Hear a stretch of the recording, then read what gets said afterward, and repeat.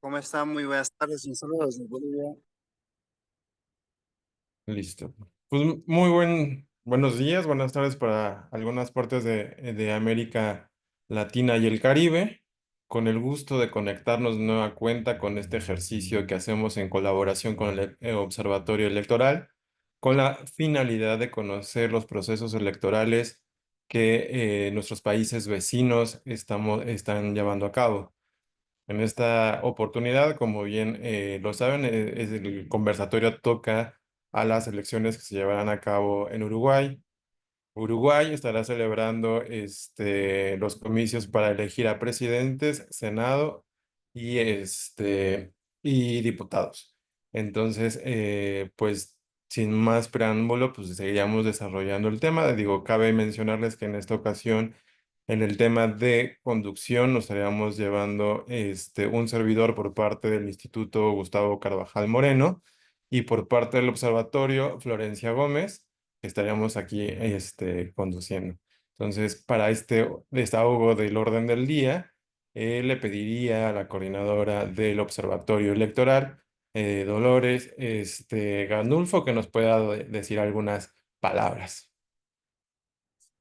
Bueno, buenos días, buenas tardes a todos y todas. Gracias, César, por la articulación y a Omar también desde el Instituto Gustavo Carvajal y obviamente y especialmente a Pablo y a Dayana, que a días de la elección, con un cierre muy interesante y emocionante que ha hecho el Frente Amplio, estén aquí acompañándonos a todos quienes estamos desde América Latina muy interesados en conocer lo que puede pasar el día domingo en Uruguay.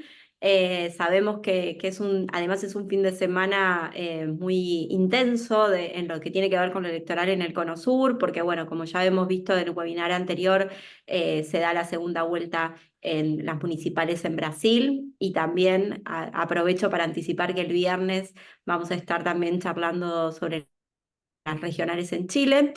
Pero lo que a mí siempre me gusta hacer en el marco bueno, de estos encuentros es darles algunas líneas del sistema electoral uruguayo muy rápidamente, para que todos y todas quienes han estado observando en distintos países y bueno, y conocen obviamente el sistema electoral de cada uno de sus países, conozcan que en Uruguay tienen ciertas particularidades el sistema electoral. Así que les voy a dar tres o cuatro cosas que me parece que es interesante que tengan en consideración, así después obviamente ya Pablo y Dayana nos cuentan más el detalle de la elección.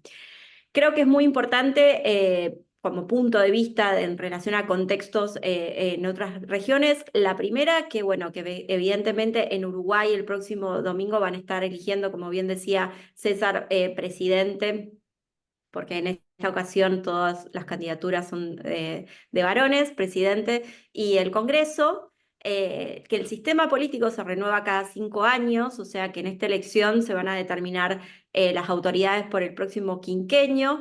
Solamente se desdoblan las elecciones departamentales, que van a ser el próximo año en el mes de mayo, por lo tanto esta es una elección netamente nacional y lo que tiene que ver la agenda local se va a estar debatiendo y conversando y poniendo en juego el año que viene.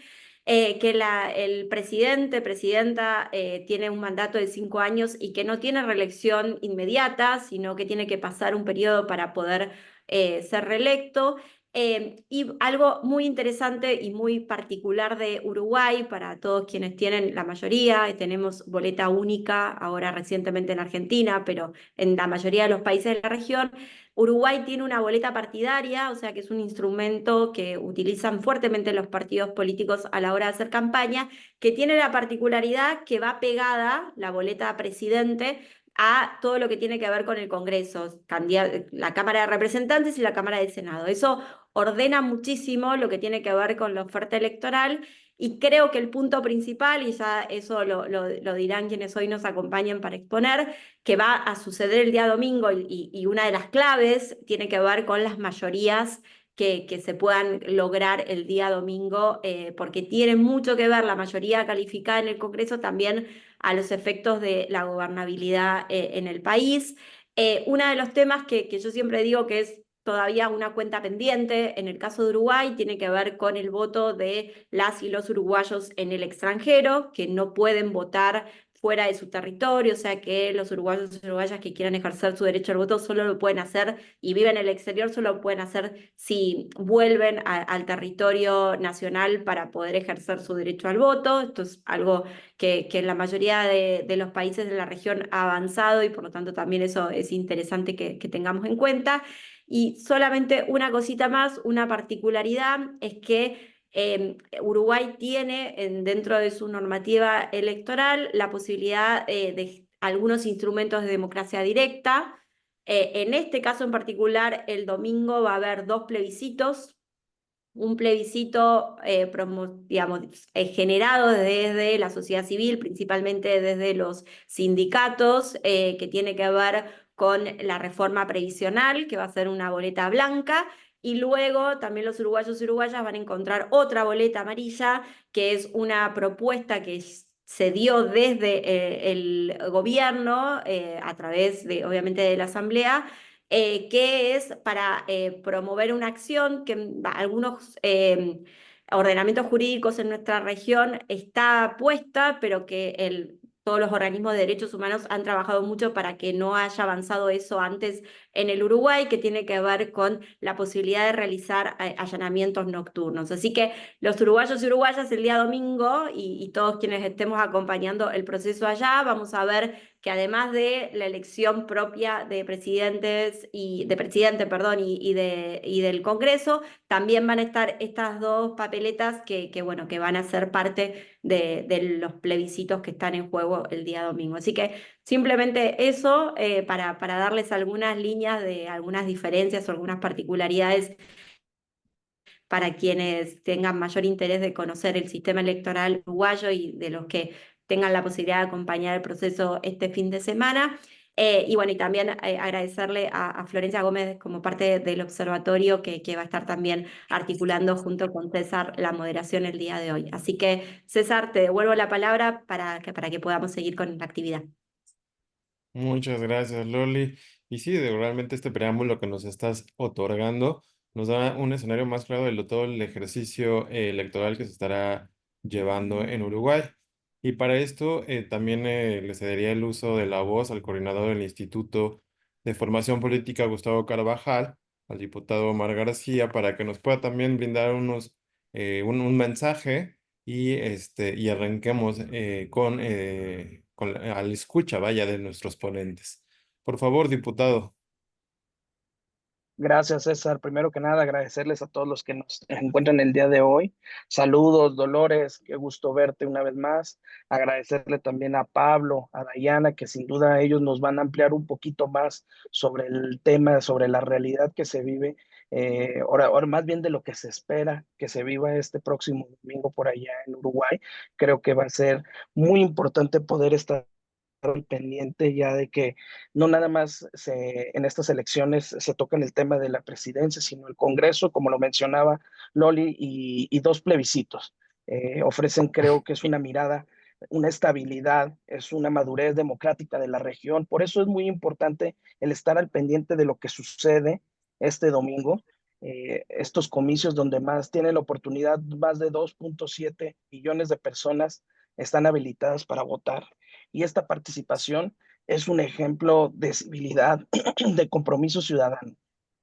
En cuanto a la presidencia, digo, ya no lo ampliarán tanto Dayana como Pablo, también destacar que tienen la forma nos permite el modelo de una segunda vuelta. Al no superar el 50% de la votación, esto nos ayuda a tener una segunda vuelta en poder legitimidad, poder tener mayor gobernabilidad y poder tener mayor confianza que los ciudadanos tengan ese respaldo del más del 50% de la población. Entonces, creo que sin duda estamos, perdón, es que ando un poquito ahí medio ronco, les pido una disculpa, pero sí es importante destacar esta elección que sin duda están los ojos puestos como un ejemplo, como un ejemplo a seguir, sobre todo por esta democracia, esta civilidad. Y desde el Instituto de Formación Política Gustavo Carvajal reconocemos estas elecciones. Son una oportunidad, sin duda, para poder reflexionar sobre estos procesos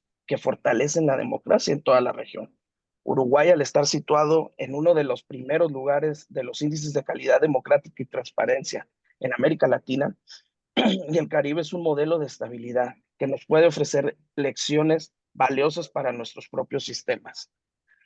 Aquí déjenme leer, Uruguay es uno de los 23 países clasificados a nivel mundial como democracias plenas, según los datos publicados por The Economist Intelligence Unit en el índice de democracia 2020, y se ubica en el primer lugar en Latinoamérica. El informe indica que el 8.4% de la población mundial vive en democracias plenas. Creo que es de destacar esta información que fue publicada en la Economist Intelligence Unit.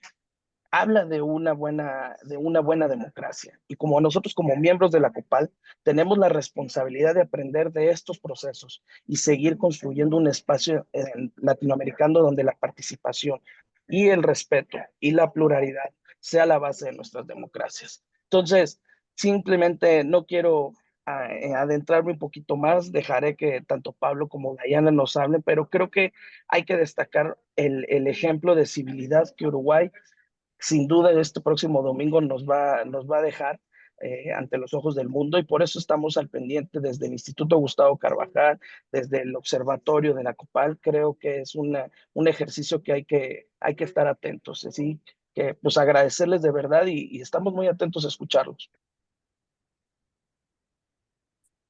Gracias, coordinador, por tu mensaje y realmente este dato que nos comparte de ser tildado de una de las democracias más solventes que tenemos en América Latina es un referente para el resto de los países de América Latina y el Caribe. Entonces, con su venia, entonces, me permitiría presentar a nuestro primer ponente, que voy a leer una pequeña semblanza de él, quien abrirá este conversatorio, esta plática el día de hoy.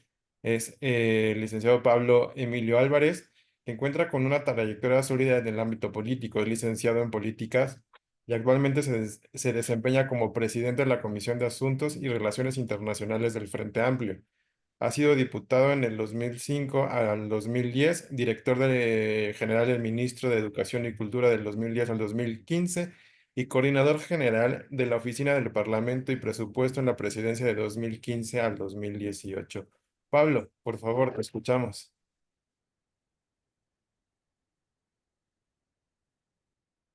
Ahora sí.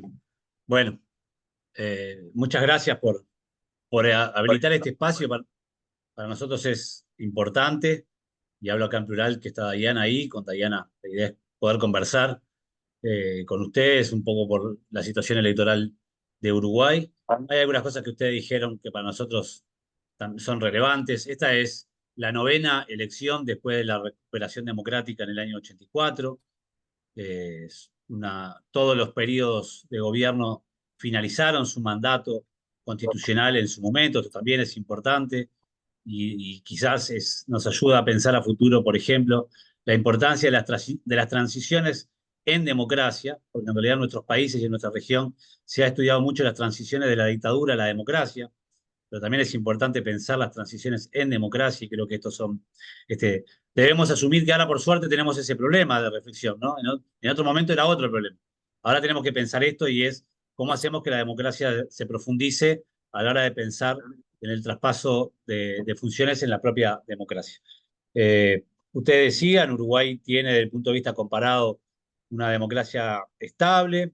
Yo no me voy a detener mucho en eso, porque bueno, eso es lo que dicen los indicadores. Después todos vivimos siendo permanentemente críticos, y está muy bien. Las democracias plenas necesitan también ciudadanos plenos, y por lo tanto hay que tener una mirada crítica sobre los procesos a los que uno les toca ser parte. Pero algunas cosas que sí podemos compartir. Uruguay tiene un sistema de partidos fuerte y estable. O sea, la democracia en Uruguay está fuertemente arraigada a los partidos políticos. Incluso algunos politólogos, algunos colegas hablan de una democracia de partidos o de una partidocracia. Bueno, cada uno va, ustedes saben muy bien que con esta exigencia neoliberal de tener que publicar a cada rato. Los politólogos y quienes escriben tienen que andar inventando palabras a cada rato también, porque si no, no tienen cosas nuevas para decir. Pero bueno, la centralidad de los partidos políticos en Uruguay es un elemento fundamental. El número efectivo de partidos, ese indicador que tengo, hay un iPhone ahí abierto. No quisiera competir contra Apple. Listo, mi estimado Pablo, ya está silenciado. No, por favor. Uno tiene que elegir los adversarios. Apple no es un adversario posible para nosotros. Bueno, decía que el número efectivo de partidos en Uruguay casi que no ha variado a lo largo del tiempo, está en el torno a los 3 partidos. Tenemos una muy baja volatilidad electoral. Esto significa que los partidos tienen un fuerte arraigo social. La ciudadanía vota a los partidos políticos y deja un margen relativamente pequeño para la novedad. Incluso así, en el último ciclo electoral hubo un nuevo partido político que por primera vez, desde las elecciones del año 1971, un partido político que se presentaba por primera vez superó el 10% de los votos. Sí, este partido es Cabildo Abierto, es un partido que viene a expresar en el sistema político de Uruguay la emergencia de los partidos políticos de derecha o ultraderecha, con un componente fuerte desde una perspectiva militar, sus líderes, su iconografía, su mensaje, su estructura. Pero tal como pensábamos, de alguna forma ese partido que entró desde afuera del sistema político fue capturado por el sistema político uruguayo, que tiene una fuerza centrípeta muy importante. Y bueno, este partido ya fue partido de gobierno en esta coalición, formó parte de los cuadros de gobierno, hizo todo lo que los partidos en general de derecha en Uruguay han hecho, que tiene que ver con comprometer la transparencia y la integridad de sus funciones. Bueno, por lo tanto, a lo que voy con esto es que la democracia uruguaya depende mucho de la fortaleza de sus partidos y Uruguay tiene partidos estables. Algo de esto yo lo relaciono con algo que expresaba Dolores, tiene que ver con el sistema electoral. ¿Sí? O sea, yo creo que el sistema electoral en Uruguay incide mucho en la estructuración del sistema político y de partidos que tenemos, naturalmente. El hecho de que haya una sola elección en la que resuelva mucha cosa y por mucho tiempo ayuda a que la dinámica de los partidos luego se concentre o en el ejercicio de la oposición o en el ejercicio de gobierno, pero no tanto en la competencia, y entonces ordena mucho más el juego político. ¿Sí? La elección en Uruguay, decía Dolores recién, es una hoja de votación con 4 elecciones el próximo domingo. Se vota el Poder Ejecutivo, la presidencia y la vicepresidencia. Se vota en la misma hoja de votación, en el mismo papel, la lista a la integración de la Cámara de Senadores. También se vota la integración de la Cámara de Diputados y se vota la integración de los órganos electorales departamentales. Es decir, es una hoja que ordena una sola votación, que ordena mucha cosa y que todos esos organismos y órganos van a durar 5 años. No hay elecciones de medio término. Entonces, luego del final electoral, el sistema político queda ordenado por 5 años y es muy difícil que se mueva. Y eso ayuda también a la estabilidad política que en buena medida los organismos que miden el comportamiento de nuestras democracias tanto tienen en cuenta. Hoy tenemos dos grandes bloques ideológicos, podemos decir, en Uruguay. Uno es la coalición de gobierno actual, que reúne a los partidos de derecha, vamos a llamarlo así, de nuestro país. El presidente actual de Lacalle Pou integra el Partido Nacional, que fue el partido dentro de la coalición que más votos sacó en la última elección. Su partido sacó el 28% de los votos en la elección anterior y fue en segunda vuelta que logró más del 50%, ¿verdad? Del otro lado está el Frente Amplio, que había sido en los anteriores 3 periodos de gobierno el partido de gobierno, que reúne a las fuerzas progresistas y de izquierda en Uruguay y que, bueno, ahora, durante este periodo, fue el único partido de oposición. ¿En qué situación llegamos a esta elección? Durante la elección del año 2019, en que el Frente Amplio pierde el gobierno, en primera vuelta el Frente Amplio tuvo aproximadamente el 40% de los votos, ¿sí? Y la oposición tuvo la actual coalición de gobierno tuvo el resto. Sin embargo, tuvimos que ir a segunda vuelta y en segunda vuelta la diferencia fue de un punto porcentual. Es decir, la distribución de votos al final de la segunda vuelta fue muy pequeña, ¿sí? Sin embargo, eso no pone en tela de juicio la credibilidad ni la confianza ni del sistema electoral ni del sistema de partidos. Y esto también es importante, ¿no? Para nosotros, terminadas las elecciones, el resultado está dado y se respeta, aunque no nos guste, en última instancia, hasta el final. Y eso también tiene que ver con la estabilidad que el sistema político tiene, y esto yo creo que responde a dos cosas. Uno es la credibilidad del órgano electoral, ¿sí? Pero el otro también es el comportamiento de los partidos, y esto también es importante en ambos casos. Ahora llegamos a un escenario electoral distinto al de la elección anterior. El Frente Amplio en las encuestas está 9 puntos por encima promedio de lo que estaba en el ciclo electoral anterior, ¿sí? Hoy las encuestas le están dando al Frente Amplio en torno entre el 44 y 47%, sin contar o sin distribuir los indecisos, es decir, todavía hay un porcentaje de indecisos importante. El Frente Amplio le estaría sacando 20 puntos al segundo partido, que sería el partido actual de gobierno, pero los votos o la suma de los votos de los partidos que actualmente están en la coalición gobernante se equiparan bastante a los votos que tendría el Frente Amplio. ¿Cómo impacta esto? Decía Dolores que nosotros tenemos esta segunda vuelta.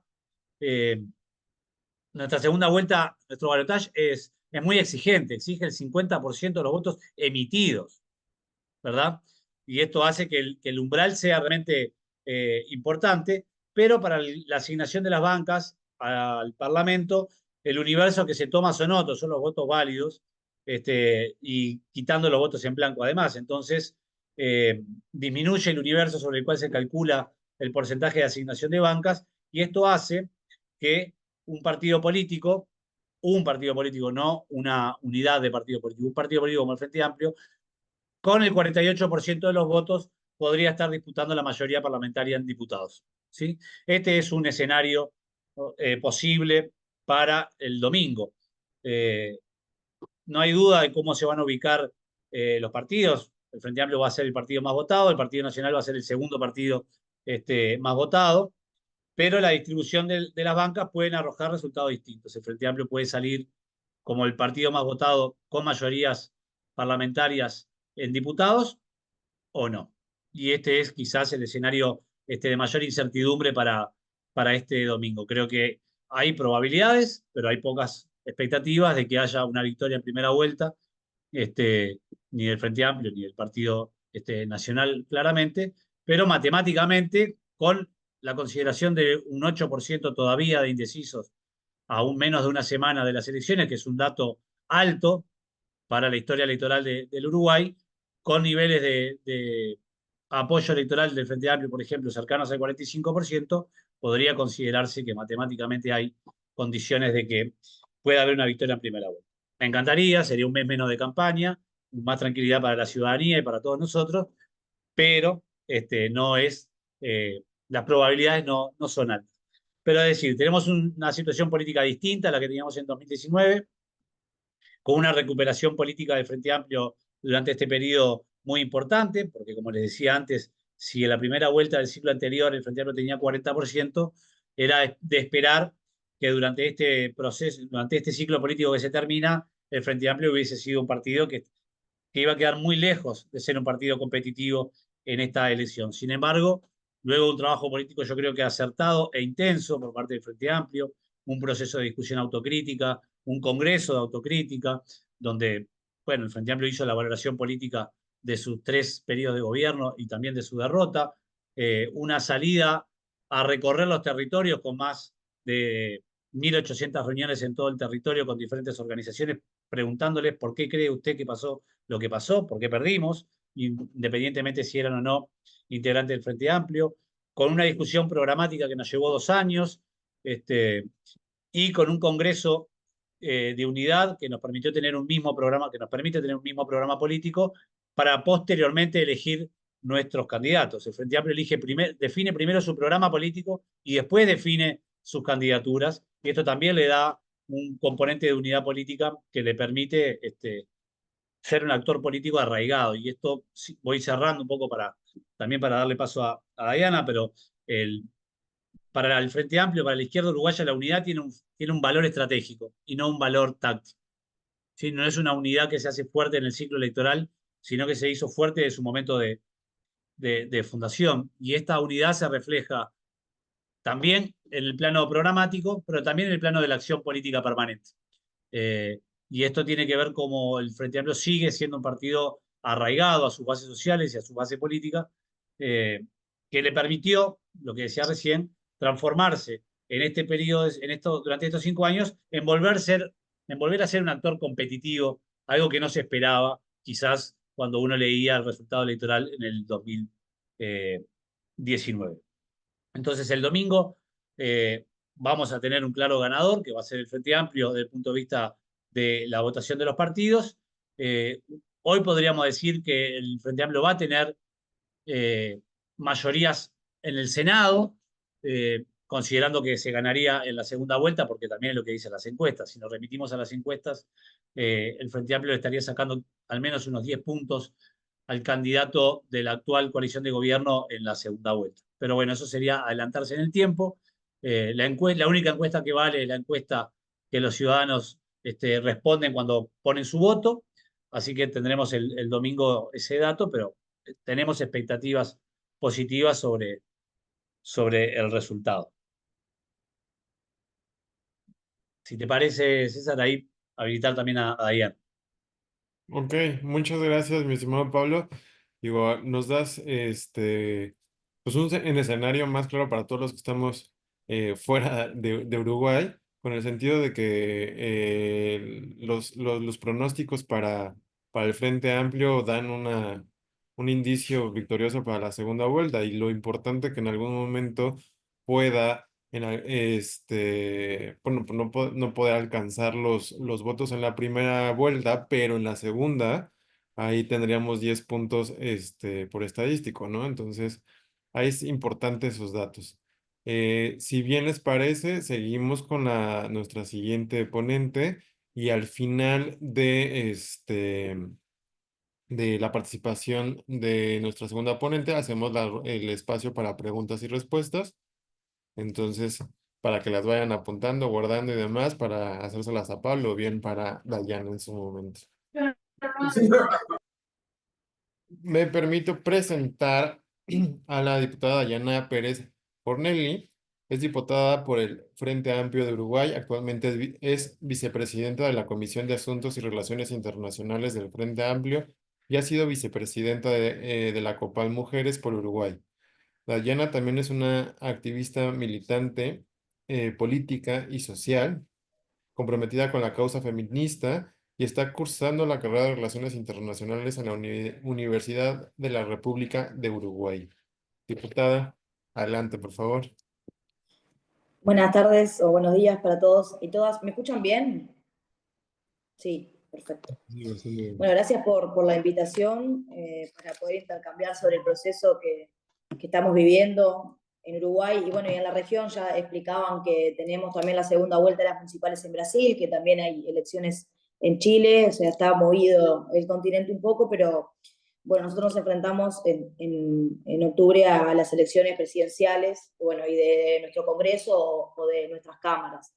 En realidad Pablo fue bastante exhaustivo en la presentación del Frente Amplio y de nuestro sistema político electoral.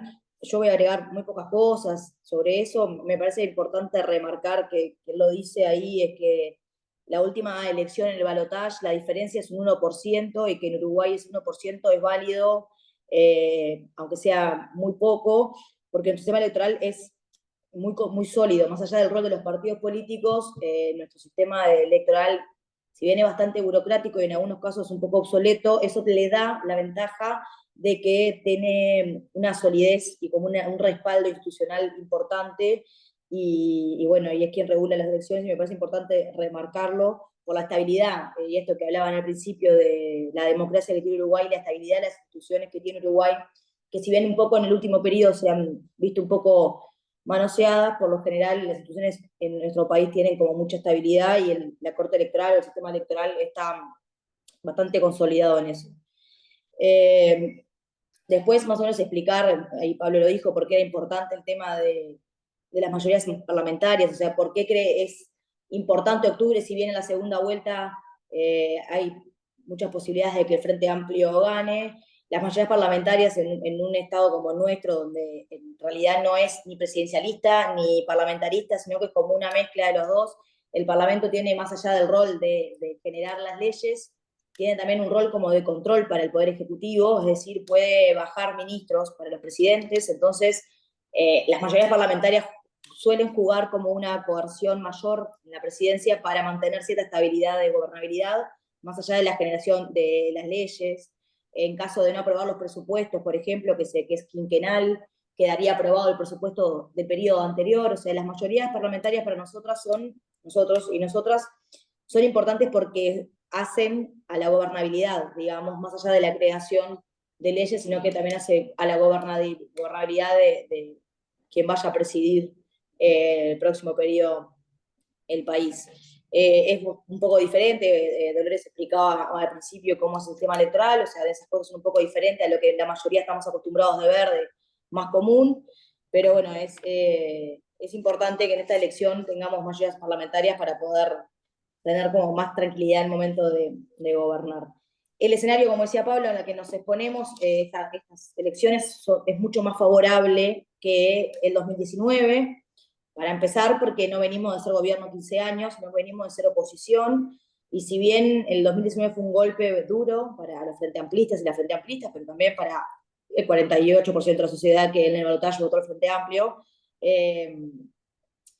el Frente logró recomponerse como oposición y le llevó su tiempo, pero a través de todos estos procesos que dijo Pablo, logró posicionarse como una oposición sólida y logró salir adelante y ser de vuelta una opción, ¿no? Estamos en tu sistema partido, como decía Pablo, y hoy para la ciudadanía las opciones son en su mayoría dos. O sea, son o el Frente Amplio como única coalición que existe al momento, reglamentada, o el Partido Nacional en alianza con otros partidos tradicionales que forman la coalición de gobierno actualmente.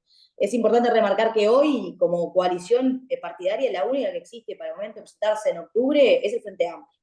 Después los demás partidos compiten entre ellos, cada uno tiene su candidato presidencial, y después de esa coalición irá al que ellos tendrán un programa en común y gestionarán como hasta ahora el gobierno en coalición, pero no están consolidadas como tal. Por eso también eso que explicaba Pablo al final de cómo se reparten las bancas y cómo puede quedar las mayorías. Pero a lo que voy es que el Frente Amplio, como único partido de coalición, logró posicionarse de forma bastante importante y logró volver a ser una opción de cambio y de transformación para los ciudadanos, para los uruguayos y las uruguayas.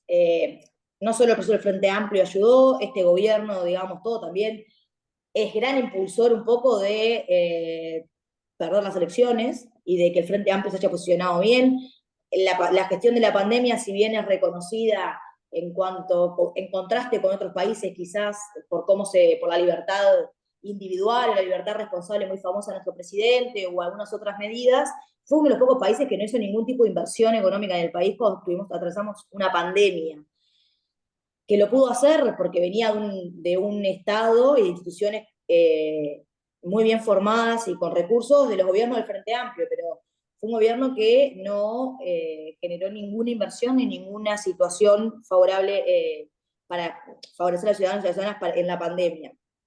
Además de los hechos de corrupción, que supongo yo que sabrán todos y todas, pero que fueron bastante populares. De hecho, la mayoría de las encuestas que hablan de qué es lo que más ha perforado al gobierno son los hechos de corrupción asociados exactamente más a su secretario personal, a Esteciano y los pasaportes, y después el tema del narcotraficante. Esas cosas en Uruguay generan, que es un país como bastante más estable, medio conservador y muy respetuoso de las instituciones, genera como ripideces y desconformidades en los ciudadanos y las ciudadanas, y llevó a que volviera a verse como con descreimiento el Partido Nacional, sobre todo con quien gobierna, pero la coalición también, porque sus aliados de coalición han jugado con el gobierno y con el Partido Nacional sin ningún problema, en algún proyecto de ley quizás presionado un poco, pero en realidad han acompañado perfectamente el gobierno, o sea que han sido responsables también de ello.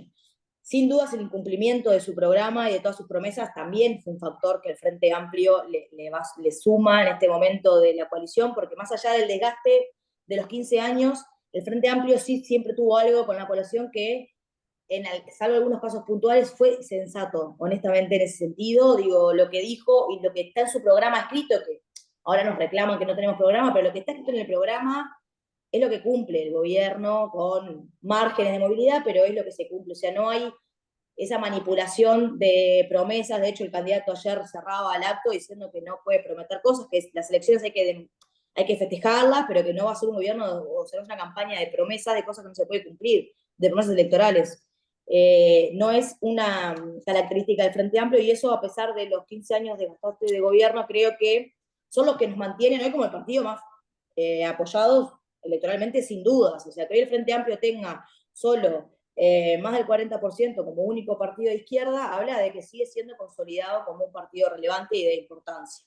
De hecho, muchos colegas de Pablo y politólogos dicen que es como el partido que tiene mayor representación en el espectro ideológico, que logra cubrir, a diferencia de los partidos de derecha, logra cubrir bien el espectro más de izquierda. O sea, más a la izquierda del frente hay muy poca cosa, pero no logran, y no es por izquierda que logran tampoco representación parlamentaria. Entonces está como muy consolidado las diferencias, las diferentes ideologías o posiciones ideológicas dentro del Frente Amplio. O sea que es hoy el partido con mayor aprobación social, y eso también lleva en conjunto con lo que más o menos describía anteriormente del gobierno, a que nos posicionemos en una situación diferente, que no deja de ser expectante. O sea, estamos todos esperando, ojalá ganemos en primera vuelta, o sea, esperemos que suceda, pero tener el 50% más uno de los votos es un poco complicado. De hecho, pasó una vez, o sea, con nosotros el Frente Amplio ganó una vez así, después ya se ha hecho más dificultoso. El margen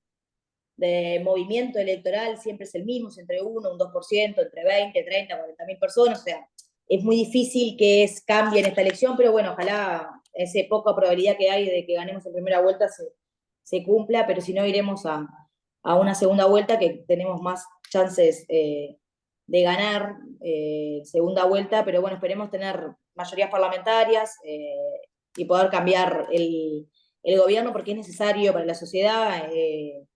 Ayer también un poco lo decía la vicepresidenta en el cierre de campaña, la gente ve en su vida y en lo material, abre su heladera o ve en lo que sus estudios, sus hijos, lo que ve lo que fueron estos 5 años de gobierno. Entonces, también así es un poco más fácil poder cambiar y volver al Frente Amplio, porque la realidad en este caso sobrepasa lo que pueda decir la campaña el oficialismo hoy o el candidato que tiene a presidente, ¿no? Hay una realidad la realidad de situación de gente en calle, la realidad de la pobreza infantil, la realidad del abandono de la seguridad, de la salud pública, de la educación pública, o sea, de la venta de los entes públicos. Hay un montón de situaciones que llevan a que la vida real de las personas lo vean y valoren como una opción mejor.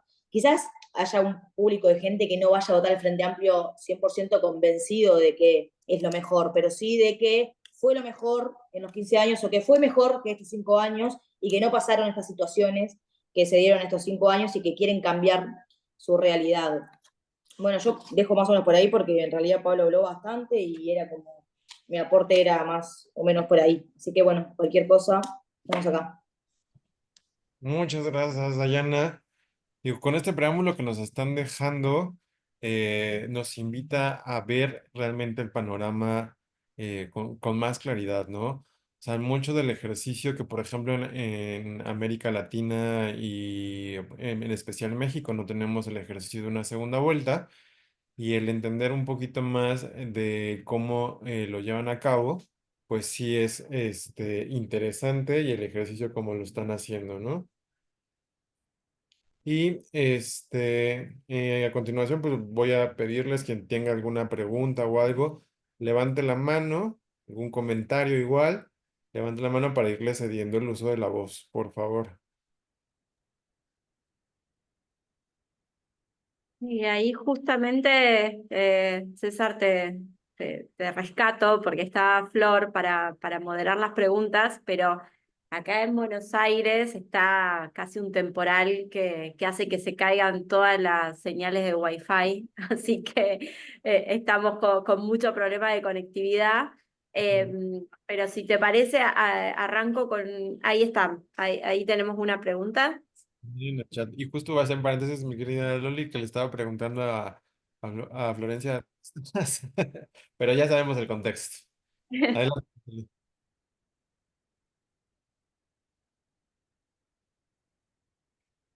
Bueno, tenemos la mano levantada de Ana Luisa. Porfa,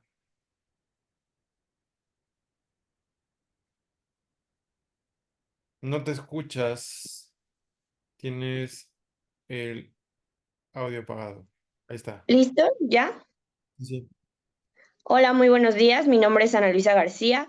Pues a mí me gustaría preguntar cuál es el costo que genera el ejercicio de una segunda vuelta, ya que se tiene la certeza, como lo mencionaron, del 50+1 de garantía, pero la segunda vuelta no genera más desgaste o baja el número de participación.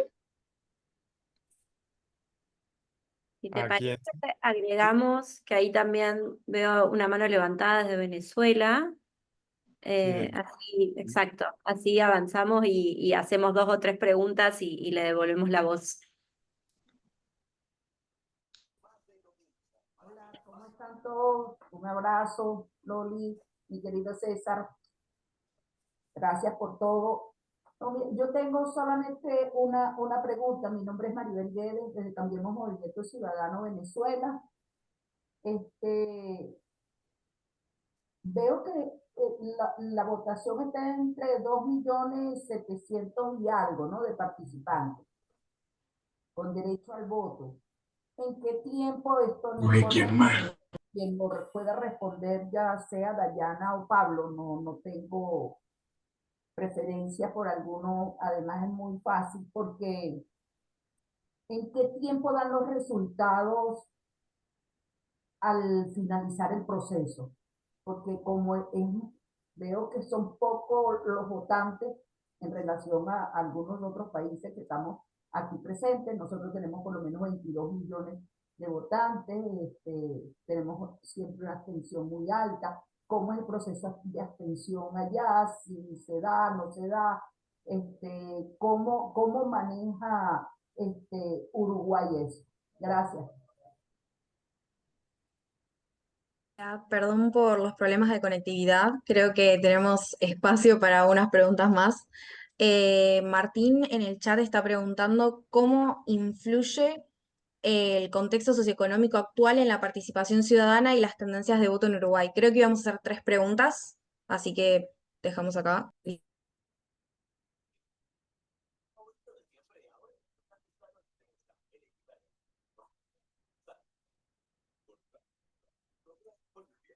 Empezamos a intentar dialogar, a ver si podemos ir dándole respuesta a alguna de estas. ¿Sabés qué? A la de Maribel, al final a mí se me cortó, no me quedó muy clara la pregunta. ¿Era sobre el abstencionismo? ¿Sí? Y los niveles de participación y el abstencionismo. Ah, y Florencia, tú decías que la otra consulta era sobre voto y economía. Sí, el contexto socioeconómico. Está, perfecto. A A ver. ¿en qué tiempo dan ustedes los resultados? El organismo electoral, ¿en qué tiempo dan los resultados? Correcto. A ver, empecemos por la primera parte de Ana Luisa. O sea, la participación, el cansancio. A ver, en la primera vuelta del 2019, la diferencia del Frente Amplio con el resto fue casi de 20 puntos, ¿no? 40% el Frente Amplio y el resto los partidos de coalición. Pero luego, en la segunda vuelta, la diferencia entre el candidato del Frente Amplio y el candidato de la coalición fue de 1 punto. O sea que estuvo muy cerca la posibilidad de que el Frente Amplio fuera gobierno. Yo hoy podría decir que eso hubiese sido bastante complejo, pero la posibilidad estuvo. En los periodos anteriores, como decía Diana, solo en la primera elección del año 2005 de Vázquez hubo una victoria en primera vuelta y luego el Frente Amplio ganó en segunda vuelta, tanto con Mujica como con Tabaré Vázquez en su segundo mandato. Entonces, parece razonable que hasta ahora no ha habido giros de una victoria en primera vuelta y con alguien que sale derrotado en segunda vuelta. Eso es como por ahora un dato. Habría que ver incluso el impacto que eso puede tener en la gobernabilidad, porque luego si no tenés unas mayorías parlamentarias claras, como bien decía Diana, la principal ley de Uruguay que se vota, el gobierno asume en marzo y la principal ley que se vota en noviembre, diciembre, es la ley de presupuesto. Si el Poder Ejecutivo envía una ley de presupuesto y esa ley no se vota, el presupuesto que queda vigente es el presupuesto del gobierno anterior. O sea, las mayorías parlamentarias son significativas desde el primer año de gobierno. Así que uno puede decir que si el Frente Amplio hoy está muy cerca del 48%, la segunda vuelta sería innecesaria.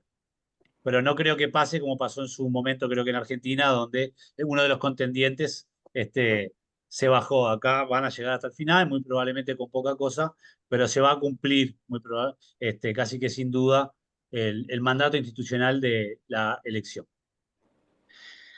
La elección del 2019 tuvo casi el mismo porcentaje, 90,3 en primera vuelta, 90,12% en segunda vuelta. O sea, el voto en Uruguay es obligatorio y la ciudadanía va a votar.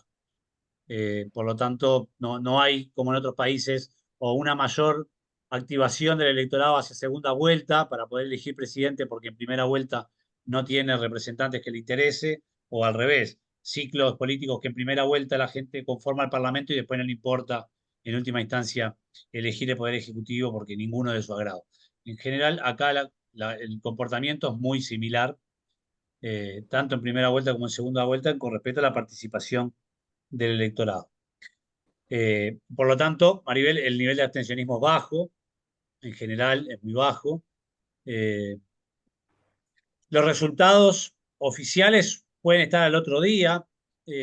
Uruguay ha incorporado muy lentamente la tecnología con el voto. El voto sigue siendo a mano en Uruguay y luego se transmite electrónicamente, pero el voto es a mano. Yo creo que en parte porque somos poquitos, como tú bien señalabas. No es lo mismo contar 2 millones de votos que 30 millones de votos, mucho menos 150 millones de votos a mano.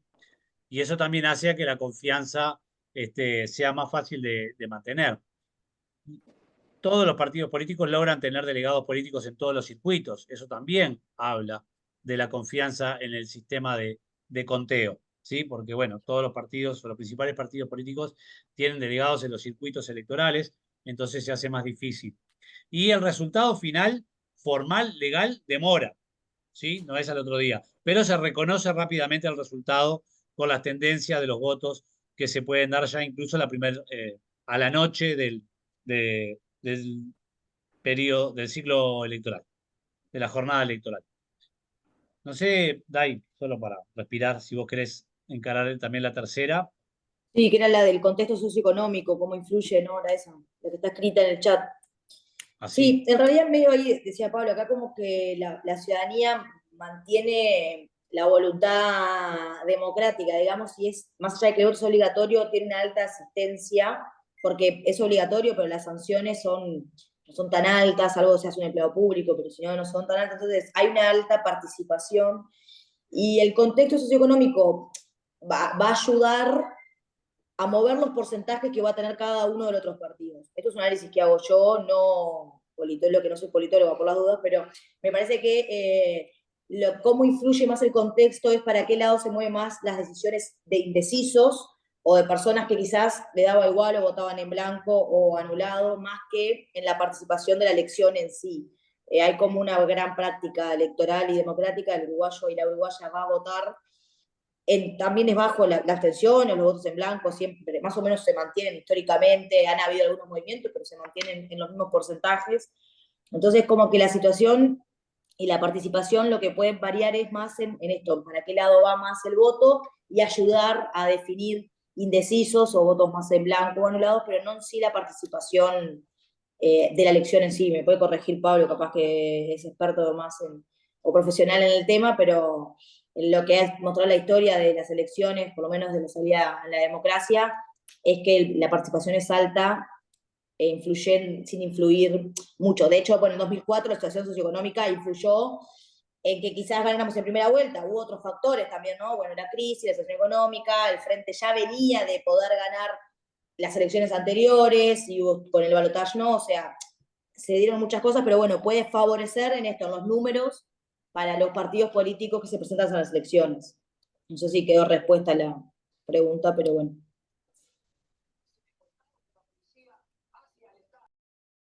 Sí, Permitís, muchas hay gracias. un agregado, perdón, con respecto a esto último.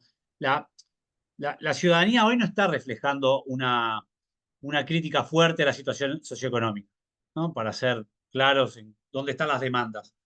O sea, no hay un voto fuerte de castigo en ese sentido que sea mayoritario a la capacidad que ha tenido históricamente de llegar al Frente Amplio. ¿Sí? No es como decía recién Diana en el 2004, que hubo una fortísima crisis y la gente abandonó quizás sus partidos históricos para acompañar un proceso de cambio, como era darle el voto por primera vez al Frente Amplio y hacerlo gobernante por primera vez. Hoy no estamos en una etapa de esa.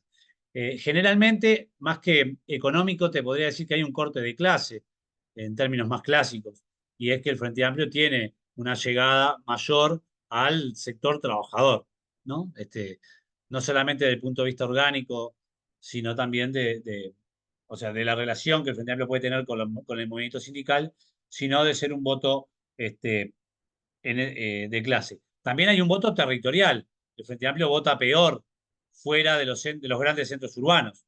¿Sí? El Frente Amplio vota mejor al sur del país, donde está el 75% de la población, y vota peor en los departamentos donde la principal actividad agropecuaria, y donde son departamentos o zonas territoriales mucho menos densas desde el punto de vista de la población. Esos cortes pueden ayudar a veces a interpretar, no son tan lineales, o sea, no, pero podrían dar una respuesta un poco a esto del voto económico. No creo que haya un voto castigo en esta etapa, más bien hay un voto de reconocimiento a la capacidad de gobierno o un voto de comparación a cómo la ciudadanía está evaluando los anteriores gobiernos del Frente Amplio con respecto a esto. En algunas áreas, sin duda, el punto de vista del trabajo, la salud, la educación y la transparencia, honestidad, corrupción, yo creo que son los principales elementos que están haciendo migrar el voto quizás hacia el Frente Amplio en mayoría o en mayor medida que a los partidos de la actual coalición de gobierno.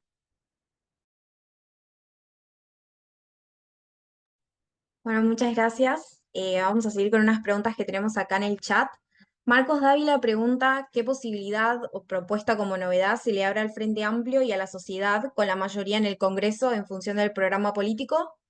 Después tenemos otra pregunta de Marcos sobre cuáles son los nuevos actores sociales y políticos y si se pudieron incorporar algunas nuevas propuestas al programa.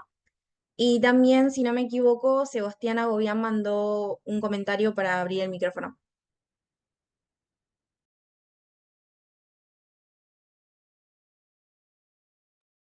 Si quieren, pueden empezar a responder las preguntas. Bueno, cambiamos un poco el orden. La primera es la de qué posibilidades propuesta, ¿no? Esa es, sí, se le abre el Frente Amplio y la sociedad con la mayoría en el Congreso. Para empezar, la posibilidad de poder llevar adelante el programa que está pensado y votado y trabajado durante 2 años en su gran mayoría, ¿no?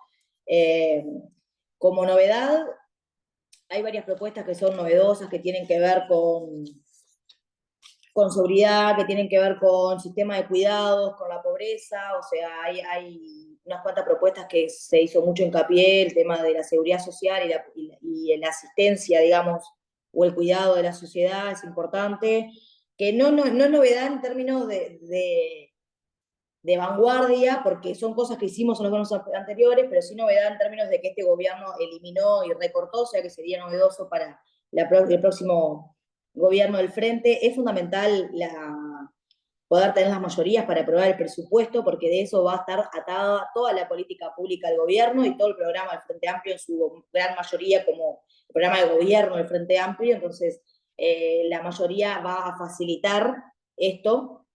La inyección económica que hay que hacer en varias áreas de la sociedad y del Estado es muy grande, entonces es necesario poder contar con estas mayorías y la gobernabilidad. Yo creo que, bueno, este gobierno pasado que tuvo una coalición medio que es de gobernabilidad, digamos, no directa, mostró que para negociar cosas más importantes siempre tenía que ceder. Es lo que pasa cuando no tenemos las mayorías. Hubo leyes o cosas que había algunos de sus partidos que trancaban y no salían, salvo a cambio de, bueno, ese tipo de cosas que pueden tener algunos costos más altos. Por ejemplo, la transparencia con la ley o una ley de medios, la transparencia del financiamiento de los partidos políticos. Hay cosas ahí en que algunos partidos de la coalición de gobierno hoy no acompañan y otros sí. Entonces, ese tipo de cosas conviene siempre tener la mayoría en lo que le llaman Congreso, que para nosotros es el Parlamento, porque facilita poder salir adelante. Y en caso, como ya nos pasó, de que tengamos que negociar para las mayorías, porque en diputados perdimos mayorías parlamentarias en los gobiernos pasados, la forma de negociar también es diferente, porque lo que precisas para tener la mayoría es menor. Ahí se podría ver si podemos tener mayoría en Senado, que lo decía hoy Pablo al principio, que es más probable, porque podemos tener 14 senadores, 15, y que con la vicepresidencia si ganamos, tener la mayoría en Senado. Entonces tenés la mayoría en una Cámara, y la otra lo puede hacer más difícil, pero bueno, las negociaciones más como superestructurales se pueden dar ahí. Eso también no es lo mejor, pero ayuda. Pero bueno, lo mejor que tiene para la sociedad es que se pueda aplicar el plan de gobierno que tiene el Frente Amplio y que se pueda sacar adelante el país lo mejor posible. Esa es como la respuesta que daría yo. No sé si sigue Pablo ahí. Pablo, ¿me perdonás un minutito que te quiero sumar una pregunta ahora que dijo eso Diana? ¿El porcentaje que se necesitaría para la mayoría en la Cámara de Diputados y en la Cámara de Senadores es el mismo? No. No. Ahí explica él. No.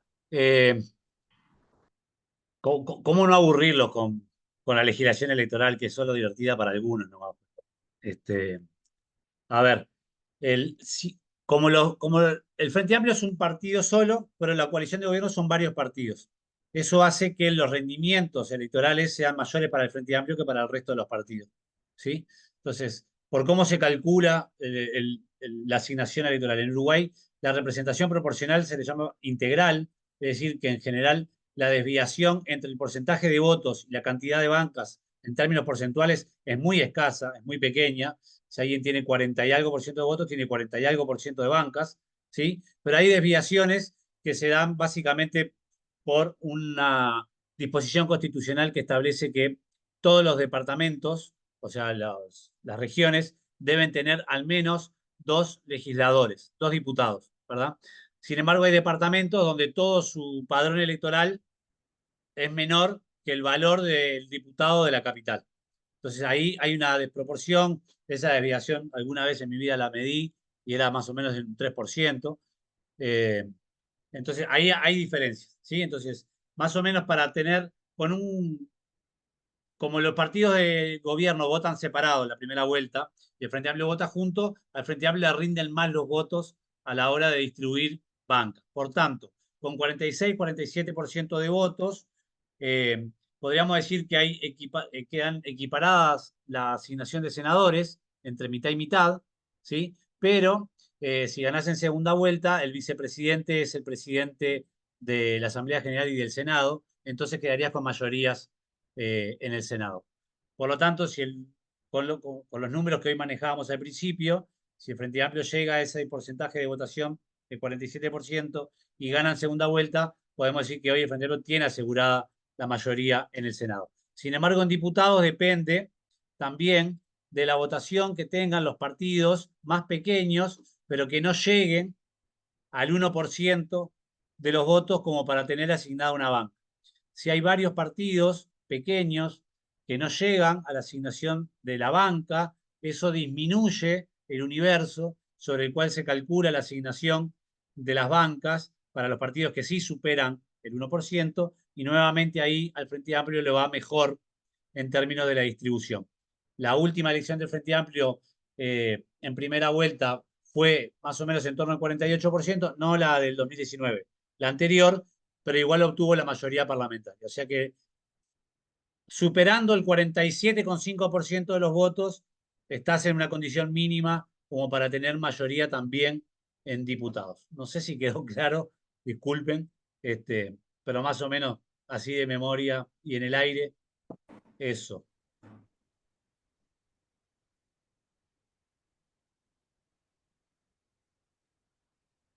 No sé si había alguna más. Disculpen que me tranqué.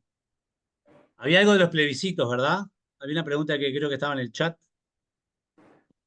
¿Puede ser? Sí, justo al final dice que espera el Frente Amplio de los plebiscitos de la reforma provisional y allanamientos nocturnos del Frente Amplio.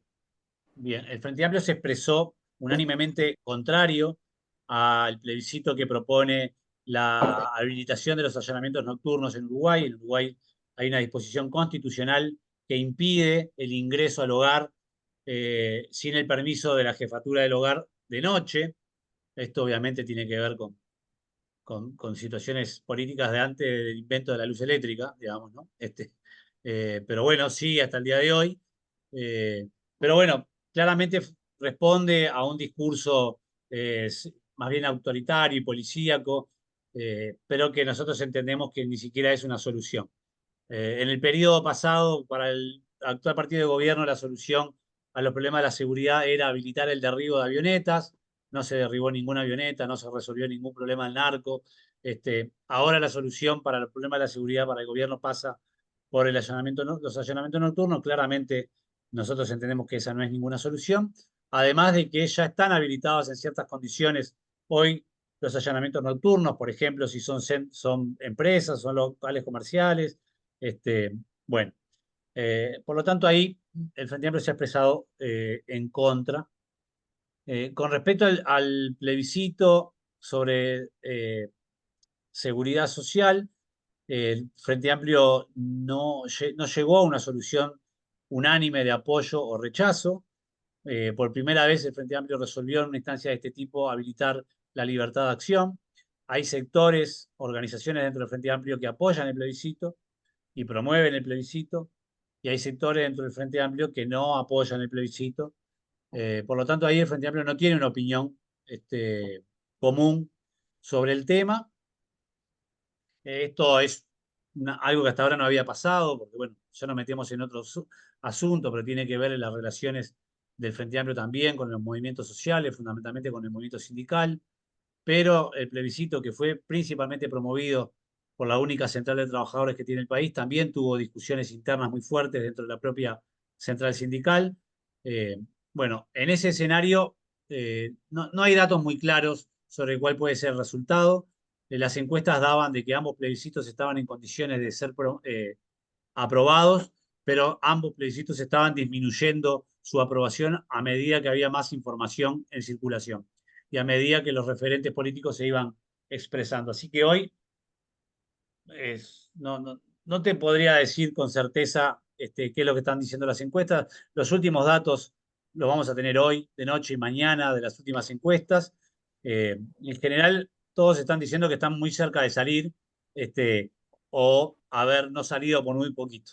Esa es la realidad hoy que están diciendo las encuestas, y además se hace muy difícil de medir justamente por sobre todo por la posición del Frente Amplio, porque históricamente es más fácil analizar la atracción del voto del partido sobre la respuesta que puede tener la ciudadanía.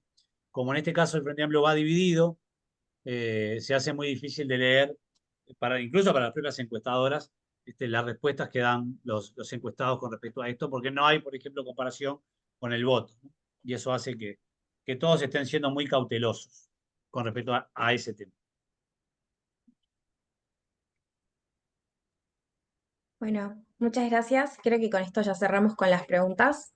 No sé si Sebastián quería hacer un comentario. Hola, hola. No, yo solo obviamente no voy a preguntar, por obvias razones tampoco voy a responder, porque para eso está Pablo y Diana, pero sí me parecía importante saludar la iniciativa, saludar a Dolores, a César. Sin duda estas instancias son muy buenas. Creo que la COPAL ha destacado por ese tipo de instancias y también obviamente su observatorio. Y creo que ahí muy bien el trabajo de lo que es el observatorio con Loli, pero también el instituto en estas instancias me parece muy, muy importante para poder, en este caso, como uruguayo, sí, obviamente escuchar y conocer un poco nuestra realidad, pero también nos sirve a nosotros cuando hay elecciones en otros países, conocer las realidades de antemano y un poco conocer el proceso social y político que se vive antes de las instancias. Así que un poco agradecer también que efectivamente se haga con Uruguay, para que, bueno, un poco los compañeros y las compañeras que nos estaban preguntando mucho qué pasaba y cómo vamos, y con el corazoncito con el Frente Amplio, como hoy también tenemos el corazoncito con Peñarol, en la mayoría del pueblo uruguayo. Así que, bueno, agradecerles y sin duda, bueno, también a la COPAL, al presidente Alejandro Moreno, por este tipo de instancias y bueno, solo eso, era un mensaje de saludo desde mi parte. Y también destacar las ponencias tanto de Pablo como Diana, que sin duda han sido muy, muy claras para quien los vivimos de acá adentro, preguntas que son difíciles, porque aparte el sistema electoral uruguayo es muy complejo, parece fácil, pero no lo es. Y bueno, creo que sin duda es el sistema en América Latina los más complejos que tenemos con respecto al tema balotaje. Porque generalmente los balotajes en América Latina, cuando hay una diferencia entre el partido que va primero y el segundo de 10 puntos, cuando uno generalmente pasa el 40% de los votos, se le otorga, ¿no? La mayoría, se le otorga el gobierno a ese partido y no hay una segunda vuelta. En Uruguay, ¿no? Como en algunos otros países, pero son una excepción de balotaje, tenemos que recién pasar el 50% más uno de los votos. Entonces es algo muy, muy complejo y creo que tanto Pablo y Diana lo explicaron espectacular. Así que bueno, un saludo y agradecimiento a la COPAL por este tipo de instancias.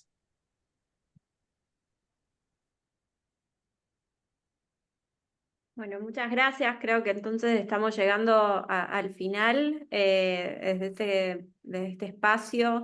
Yo quería, en primer lugar, además de agradecer, bueno, obviamente al instituto, a César Omar, por articular con el observatorio. En este caso estuvo Flor también apoyando desde el observatorio para poder realizar esta instancia que, como siempre decimos, tenemos que conocernos más bueno, y la idea de estos espacios y de conocer más nuestros sistemas electorales, nuestras coyunturas político-electorales tienen que ver con eso, para también trabajar una temática que desde COPAL tenemos siempre en el tope de la agenda, que tiene que ver con la integración y con trabajar colectivamente. Es muy importante conocernos más, así que esto forma parte de ello.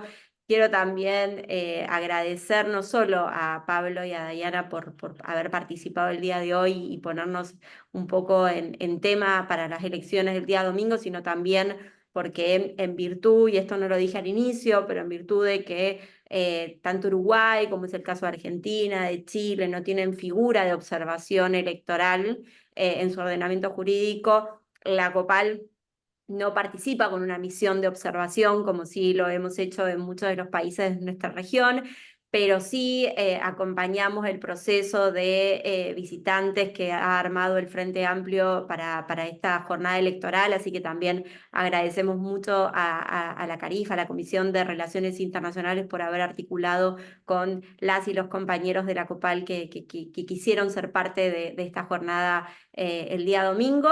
Y bueno, y obviamente con mucha expectativa, César, me imagino, Omar, vamos a estar todo este fin de semana siguiendo mucho el proceso que, como decíamos al inicio, tiene Conosur en este fin de semana, pero bueno, muy ahí atentos a lo que puede pasar en Uruguay. Así que, no sé, Pablo, Diana, les doy unos minutitos para que saluden y bueno, dejen su mensaje final.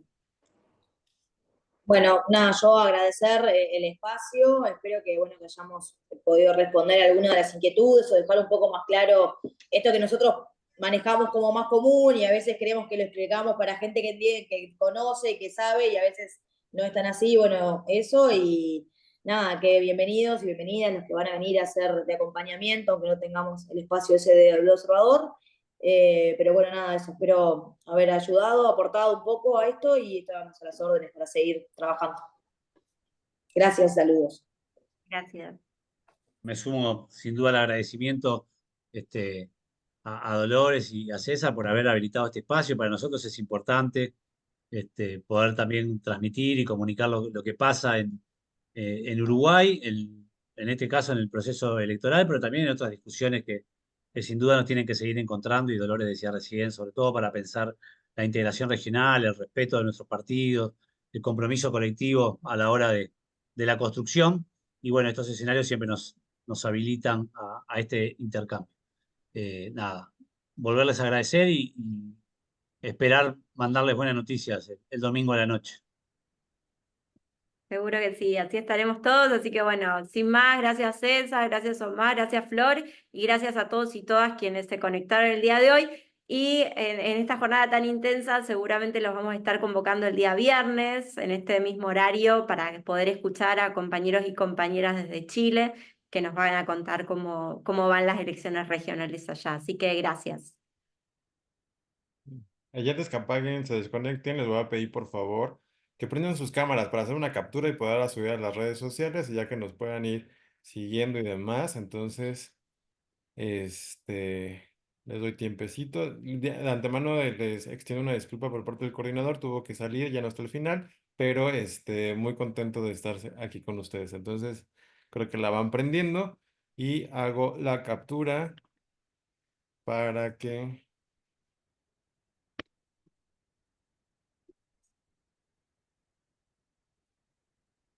Listísimo. Pues muchas gracias. Yo también reitero mis saludos y agradecimientos, y nos vemos en la siguiente sesión. Loli, un gusto siempre. Amigos Chao, abrazo. de México, un gusto saludarlos, Uruguay. Hasta luego, buen día.